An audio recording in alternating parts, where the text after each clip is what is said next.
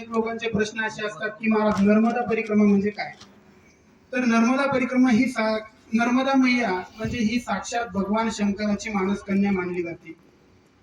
जसे ब्रह्मा विष्णू महेश आहेत तसेच तीन नद्यांच्या रूपाने तिन्ही देव प्रगट आहेत. नर्मदा सिंधू कावेरी असे. तसेच भगवान शंकराच्या रूपाने नर्मदा मैया ही प्रगट आहे. भगवान शंकरांनी स्वतःच्या घामापासून नर्मदा मैयाला प्रगट केलेला आहे. आणि अनेक नद्या आहेत. गंगा सुद्धा आहे. गंगा मैया सुद्धा आहे. गंगेत स्नान केल्याच्या नंतर आपल्याला आपले पाप नष्ट होतात. परंतु अनेक घाट आहेत. अनेक घाटावर गेल्याच्या नंतर प्रत्येक घाटाचं एक एक महात्म्य आहे. ही जी परिक्रमा आहे ना, मार्कंडेय ऋषीने सर्वात अगोदर ही परिक्रमा केलेली आहे.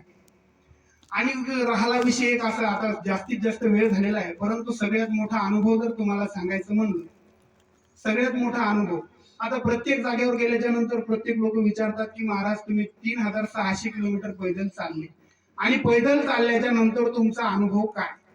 आता एवढं लक्षात ठेवा, मी असणारा एवढा तुमच्यापेक्षा वयाने ज्ञानाने खूप लहान आहे. शरीरात मोठा आहे तो प्रश्न वेगळा आहे. वयाने ज्ञानाने तुमच्यापेक्षा लहान आहे तरी सुद्धा तुम्ही येऊन माझ्या पायाचं दर्शन घेता. माझ्यापेक्षा मोठ्याने जी वयाने ज्ञानाने सर्व मोठी व्यक्ती आहे, आज तुमच्या गावातील ही जी सर्व मंडळी, यांच्याकडे पाहून यांच्याकडे राहूनच आम्ही यांच्या सानिध्यात शिकलो.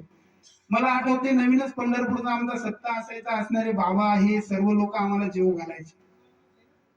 खरंच यांचे फार उपकार आहे. खरा अनुभव जर तुम्हाला सांगायचा असला तर असणारी ही जी ज्येष्ठ मंडळी आहे, ही ज्येष्ठ मंडळी आमच्या पाया पडते, किंबहुना आम्हाला देवासारखं पुजते. यापेक्षा मोठा अनुभव तुम्हाला काय सांगावा.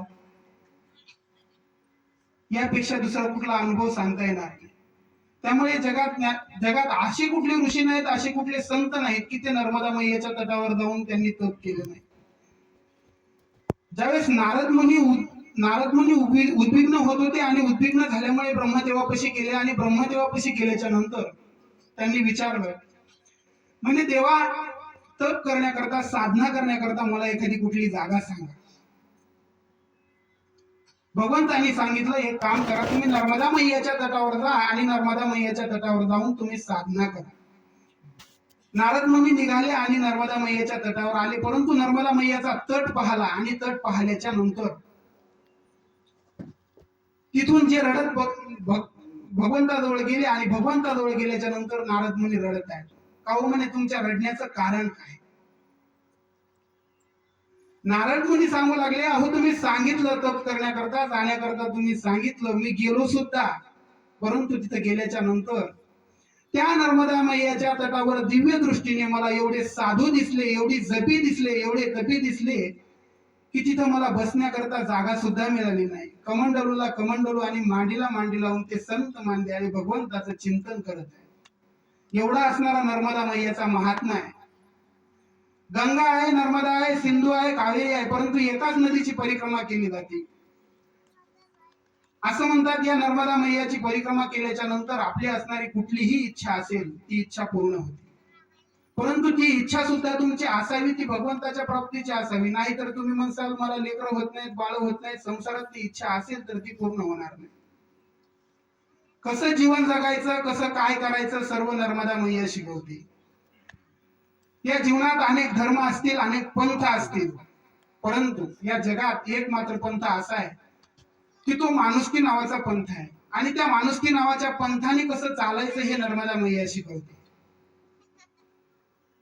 कसं जीवन जगायचं आणि त्या पंथाने तुम्ही जर चालले, जगाच्या नावावर, जगाच्या पाठीवर एक पंथ असा आहे की त्या पंथाने जर तुम्ही चालले तर तुमच्या जीवनाचं मात्र सार्थक झाल्याशिवाय राहणार नाही. आता वास्तविक आता आमचे जे गुरुजी आहेत, गुरुजीच तुमच्या समोर बोलतात आणि सर्वच माझे इथे गुरुजी आहेत, त्यामुळे मला काय जास्त बोलता येणार नाही तुमच्या समोर. परंतु गुरुजींची आज्ञा आली आणि आज्ञा आल्यामुळे 5 मिनिटं बोलण्याचा योग. आणि राहिला विषय, टाइम पण फार झालेला आहे. तुम्हा सर्वांना मानाचा रामकृष्ण हरी. तुमच्या गावात खरंच आज फार आनंद वाटला. तुमच्या गावामध्ये आर्थिक दृष्ट्या, पारमार्थिक दृष्ट्या खरंच गावाची अशीच प्रगती राहो आणि असेच असणारे विद्वान तुमच्या गावामध्ये येऊ, हीच गजानन महाराजांच्या पुचरणी प्रार्थना करतो आणि मी माझे 2 शब्द संपवतो. रामकृष्ण.